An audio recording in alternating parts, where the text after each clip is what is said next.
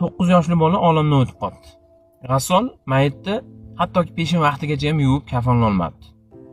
Janozaga yig'ilgan ko'pgina odamlar bu holatdan sarosimaga tushibdi, xavotir olishdi-da.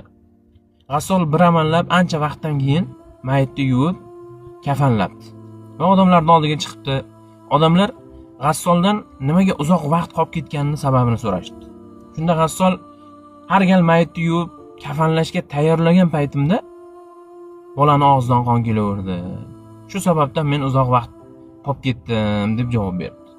Janozaga yig'ilgan odamlarning ko'pchiligi bu holatdan qo'rqibdi. Sababini izlay boshladi. Nimaga bunday bo'lganini sababini izlay boshladi. Keyinchalik bilishsaki, o'sha bolachani onasi bola bir xato ish qilib qo'ysa, onasini aytganini qilmasa, shovqin qilsa, bolasini og'zingdan qoning kelsin deb so'kar ekan. Endi men bu bilan nima demoqchiman? Bu video farzand o'stirayotgan har bitta onaga tegishli-da. Otalarga tegishli emas, onalarga tegishli. Nimagaki, ko'pgina onalar farzandini jahl ustida bilmasdan shunaqangi qarg'ab qo'yadi, shunaqangi so'kib qo'yadi-da. Og'zingdan qoning kelsin. O'lganing yaxshi edi. Senday farzandni boridan yo'g'i yaxshi edi. O'lmading ham, qutulmadim ham deb qarg'aydi. Otalar bunaqangi qarg'amaydi. Ko'pchilik onalar bilmasdan jahl ustida g'azabda qarg'ab qo'yadi.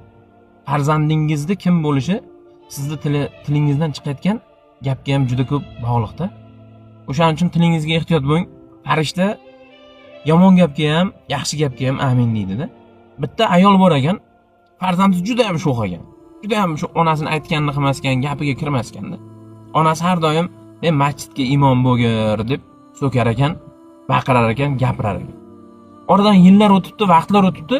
O'sha onasini aytganini qilmaydigan yigit, onasini gapiga kirmaydigan yigit, onasini ko'p qiynaydigan yigit o'sha masjidga imom bo'lgan ekanda. O'shaning uchun so'kayotganda, bolaga gapirayotganda, bolaga baqirayotganda ehtiyot bo'lish kerak. Tilga e'tiborli bo'lish kerak. Til suyagi yo'q-da, lekin suyaklarni sindirishga qodir.